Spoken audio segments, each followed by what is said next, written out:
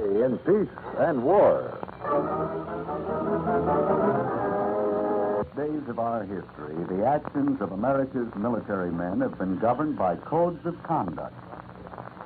During the Revolutionary War, a 14-year-old patriot enlisted in the Continental Army to add his support to our fight for independence. Captured by the British, the brave youngster stubbornly refused to divulge vital information which would have aided the enemy, even after he was badly sword-whipped. After his escape, he continued to fight, secure in the knowledge that he had not betrayed his country. That's what the code meant to young Andrew Jackson. That's what it means to every loyal American in uniform. The FBI in Peace and War.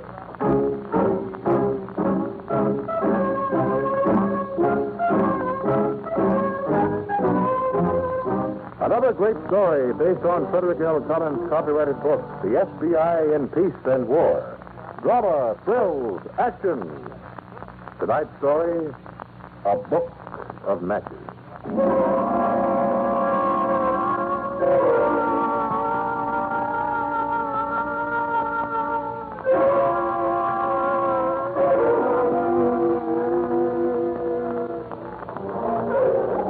Train number 36, the Chicagoan now arriving on track 12. The Chicagoan, track 12. Joe. Yeah? What if he doesn't show up? He'll show up. He likes me. Look, you want to go back to the hotel and meet you later? No. There's going to be cops all over the place as soon as it happens. We're going to get picked Look, up. when you get out, go on back to the hotel. I'm sick of listening to you. You wanted to cut him out of the street, didn't you? You kept saying, why should we divide this three ways? All he did was drive the car. No. All right, then, just shut up, huh? Guilty, dear. Just wait for that letter. What did you tell him? I said, Eddie and me figured if he'd go off now, we can divide up the dough. Your cut would be in a suitcase in the closet second booth in the downtown station. I said, enclose his keys. Good luck. Your friend Joe. If you want to go back... Yeah, there he is. Where? Where it says taxi cab. I don't see him. Right there, he's got on that gray suit. Oh, yeah. See, he's reading a letter. Yeah, there he goes to the second booth. So long, Harry, you jerk. Who's that go, Joe? We just wanted to see if he'd show You up. go, I want to see you. Joe! Shut up a bit. That's right, Harry. Get out the key. Just keep thinking about that money, Harry. Have fun, kid. Because you're going to blow sky high in just about 10 seconds. Okay, Harry. Open the door, kid.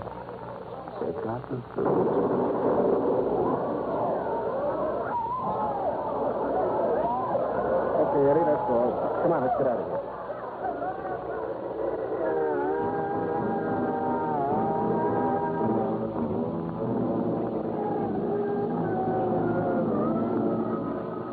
Harry Donner, one of three men wanted by our bureau for bank robbery, was killed by a bomb as he took a suitcase out of a parcel checking locker in the downtown station. Fortunately, no one else was near the locker at the time. There were no immediate clues as to who had set up this trap. When Donner's body was removed to the morgue, the only items found in his pockets were a $5 bill and a book of matches. We began our search for the killers of Harry Donner with that book of matches.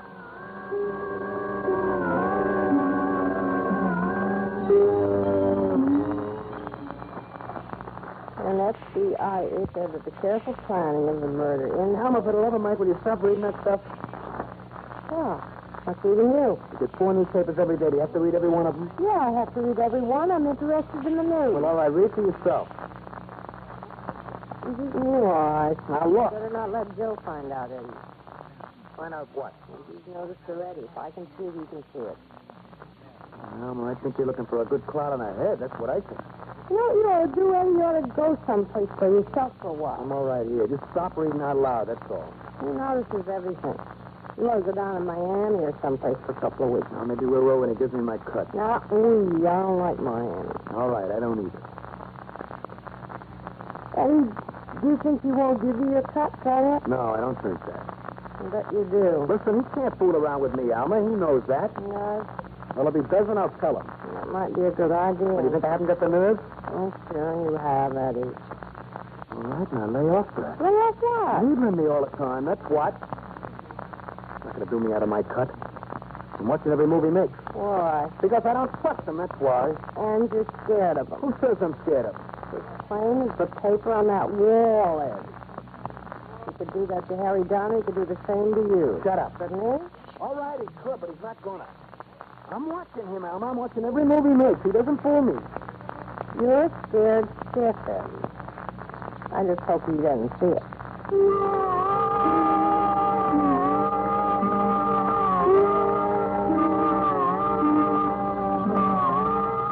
The book of matches found in Harry Donner's pocket was from a motel in a nearby city. Agent Reynolds and I drove out to this motel and showed the owner Donner's picture. Yes, he was here for a couple of weeks. He had that end room down there, number 15. Why, is he in some kind of trouble? He was killed by a bomb explosion on Monday. That fella, number 15? That's right. He was wanted by our bureau for bank robbery. Bank robbery? Yes. You mean He was one of 3 men who held up the Fairmont National Bank 6 months ago. Well, I certainly never would have figured him for a criminal type. I mean, he didn't talk tough or anything like that. He mostly stayed right in his room. Did he have any visitors, Mr. Healy? No, sir, he did not. Did he get any long-distance phone calls? No, sir, not that I know of. Mostly he just sat in his room and looked at the baseball game on the television. So, as far as you know, no one communicated with him while he was here. No, sir, as far as I know. Oh, wait a second. There was a telegram. He got a telegram. Yeah, I remember that. I took it down for him. They don't deliver out here. Do you remember what it said? Yeah, sure. All it said was, stop worrying, letter follows, or, something close to that. When did he get this telegram, Mr. Healy? 3 or 4 days before he left here. Did the letter come later? Yes, it did. Special delivery. Dave, I'll go right back to town and search Western Union. Thanks, Mr. Healy. That's all right. But, you know, I never would have. Certainly goes to show you, doesn't it? I guess it does. I'll be right back, Steve. See you later.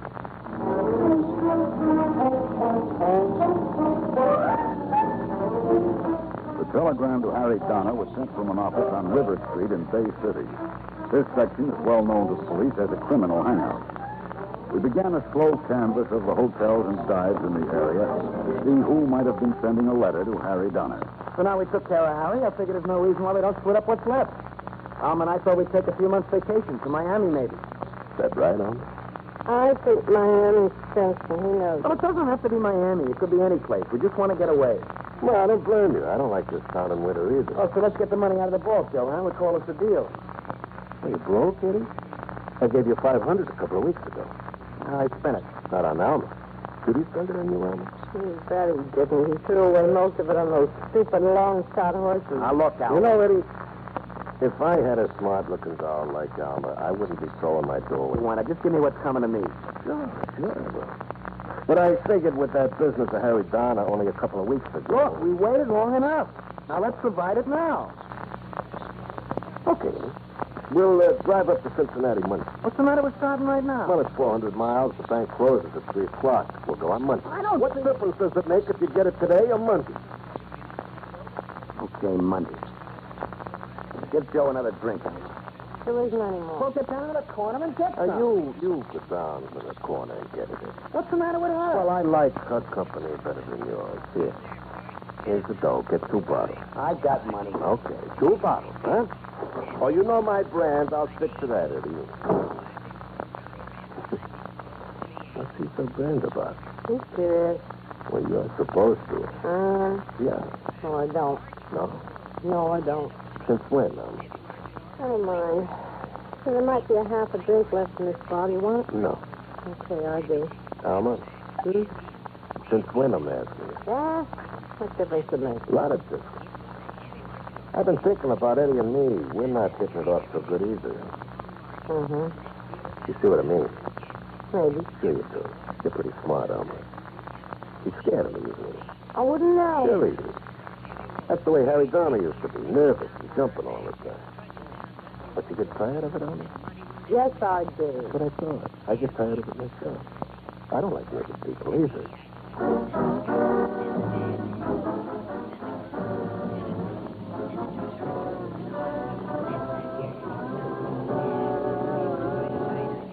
Back to a A book of matches in just a moment. Friends, this is Jimmy Wallington. Attained the highest office in our land, the presidency of the United States. Can you guess the name of this man? He was born in New Hampshire in 1804, and in his early teens, he was an associate of Nathaniel Hawthorne and William Wadsworth Longfellow. After serving in the state legislature, he was offered a cabinet position under President James K. Polk. This he declined, preferring to volunteer for military service in the Mexican War. He served with distinction and bravery, and his war record was a decisive factor in making him a presidential candidate. Elected in 1852, his administration was marked by the growth of the slavery controversy and the signing of the treaty with Japan. Now, you should have his name by now, but in case you don't, here's one more important clue. Many important men were competitors for his nomination, including Stephen Douglas and James Buchanan. It was not until the 49th ballot that his party nominated him as its candidate. Yes, he was Franklin Pierce, 14th President of the United States. His life is part of your American heritage.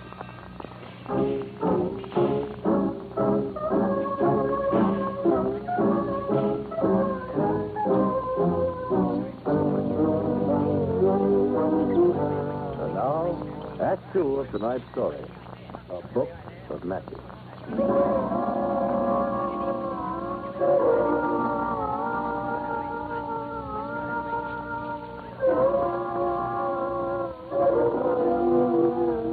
With the aid of the Bay City Police, we kept a constant check on the River Street area, looking for Joe Ward and Eddie Jackson, two of the men involved in the Fairmont bank robbery. Jackson was known to be an ardent horse player, and a certain bookie named Sam Powers was known to accommodate any player at any time as long as the player had the money. That's not so. If a guy was wanted, I wouldn't accommodate him no matter how much dough he had. Come on, Sam. We know better. I tell you, boys, I haven't seen Eddie Jackson for 6 months, maybe longer. You haven't seen Joe Ward either. Ward doesn't bet on a horse. He's too smart. Uh-huh. Sam, you got a checking account at the downtown bank, haven't you? Yeah, I have. You know the manager there, Mr. Weiler? Sure. Well, Mr. Weiler called our field office this morning, Sam. We've given all banks the serial numbers of the large bills taken at the Fairmont robbery. Mr. Weiler reported that 3 $20 bills on that list were deposited by one of his accounts this morning. What's that to me? It was your account, Sam, 3 $20 bills. from the Fairmont robbery. Looks like Jackson slipped one over on you, Sam. Or did you know the money was hot? Oh, that louse, that 2-bit chiseler. You wouldn't have taken the money if you'd known it was hot, would you, Sam? You bet your life I wouldn't. I don't go for that kind of stuff, and he knows it, the dirty little two-timing gift. He picked you up good, Sam. You could be booked as an accomplice on this thing. Hey, where do you get that stuff? All I do is make book on a horse. Unless it was pretty clear how you got those 3 $20 bills. I got them when Eddie Jackson made a $50 bet on Flyaway in the third race at Arlington day before yesterday. Where is Jackson now, Sam? I wish I knew, believe me. You're sure you don't know? I'm positive. Guy's got a room somewhere around here, but I never ask questions. He a jerk, that crummy little jerk, palming off hot money on me. Believe me, it's the last time he'll ever pull a stunt like that. You're going to help us, is that right, Sam? It sure is. I never turned in a customer of mine yet, but this guy deserves anything he gets, believe me.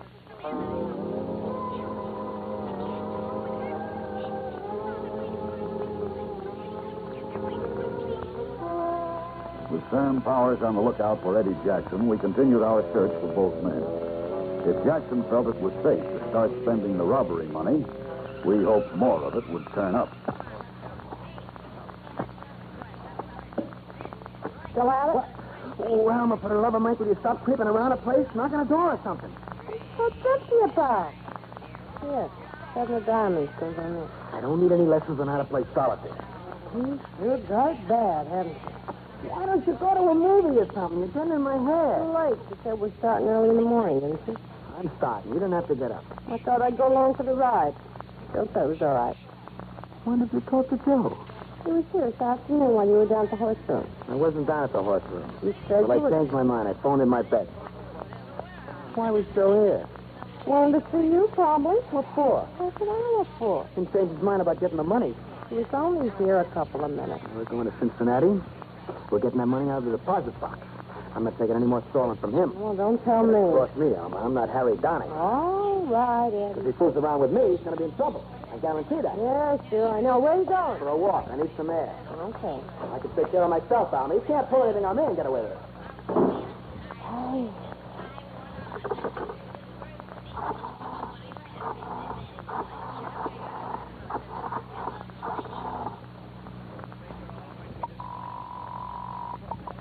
Hello? Joe, it's me, Alma. Eddie's just gone out for a walk. Tell him you were coming tomorrow? Uh-huh. How's he feeling? Jumpy? That's good. Joe. Yeah.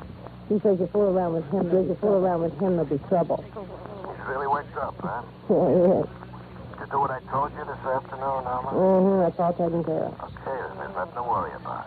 See you tomorrow. Okay, Joe. Night.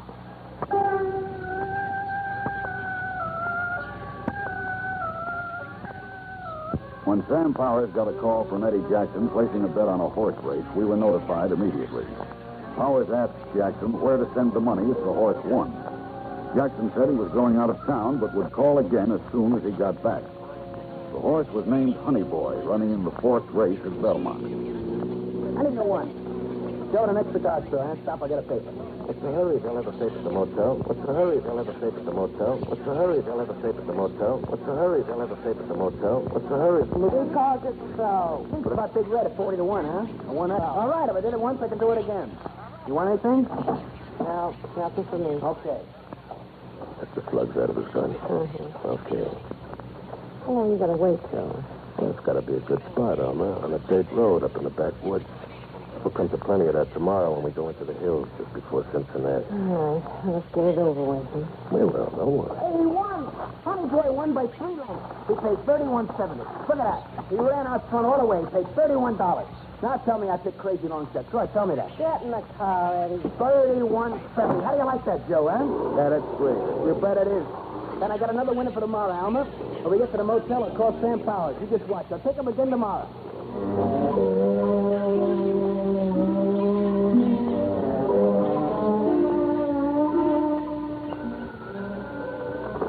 Hello. Yeah, this is Sam Powers. Hello?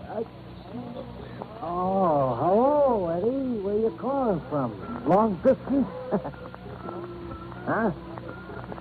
Listen, Eddie, you know me. You can place a piece of business from China if you want it, but, hold it a second, will you? I gotta cut off the bell on the other phone. Just a second, Eddie.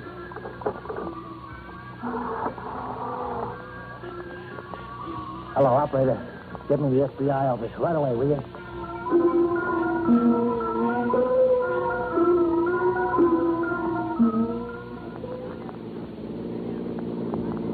What time have you got, Steve? 9:15. What's the mileage? 215. Well, we ought to see a sign for the motel in the next couple of miles. Mills back there, isn't it? Yeah. How do you feel? The usual. Same here. I wish I was one of those guys in the pictures. Full of quiet determination, no butterflies in the stomach. Just walk in and get your man. Those guys don't even chew gum to relieve the tension. Yeah, I know. Joe Ward is a very rough article, Steve. So they say. How are we going to lay it out? Better get a look at the motel first. What about Jackson? I don't know. Ward won't give up easily. I suppose Jackson goes along with him. The director said not to take any chances with either of them. Oh, there's the sign for the motel. Got a swimming pool. I think it's the best for Joe and Eddie. We drive right in? Yeah, Mills can cover us while we go into the office. Calling WFBI Car 6. WFBI Car 6. Over. WFBI Car 6, go ahead. You stay in the parking area, Tom, and cover us when we go into the office. Okay. There it is. No vacancies. Would be crowded, wouldn't it? Yeah. Well, let's hope Eddie and Joe are in their rooms and not out for the evening. Yeah, maybe Eddie's busy picking the horses. Let's hope we get some kind of break anyway.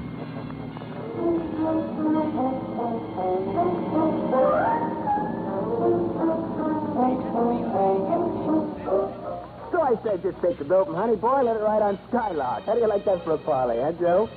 Great.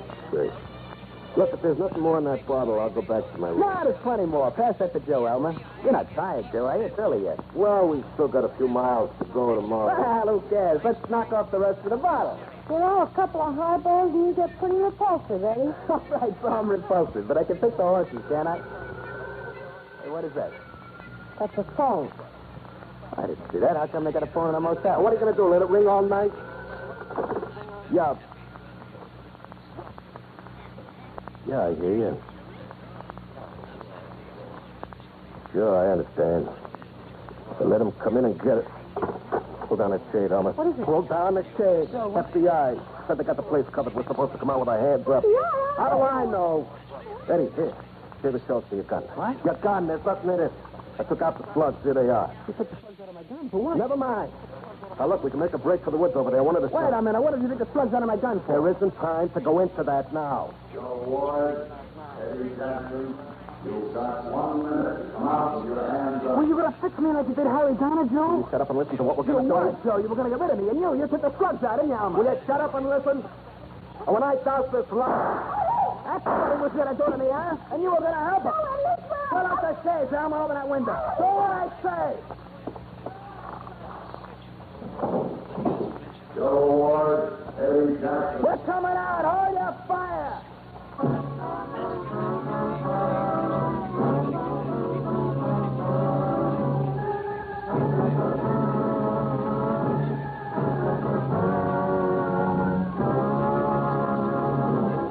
Joe Ward was seriously wounded by Eddie Jackson just before Jackson and Alma Sellers surrendered. Ward and Jackson were tried for the murder of Harry Donner, convicted and sentenced to life imprisonment. Alma Sellers, as an accessory, was tried separately and sentenced to 5 years. The case is closed that began with a book of matches.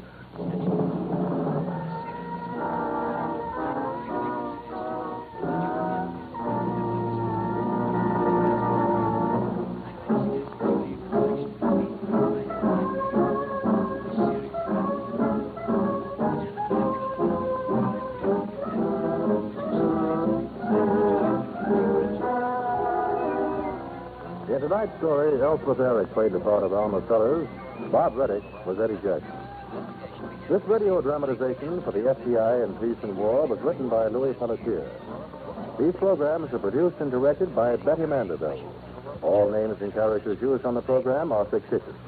Any similarity to persons living or dead is purely coincidental. This program is based upon Frederick L. Collins' copyrighted book, The FBI in Peace and War. And the broadcast does not imply endorsement, authorization, or approval for the Federal Bureau of Investigation.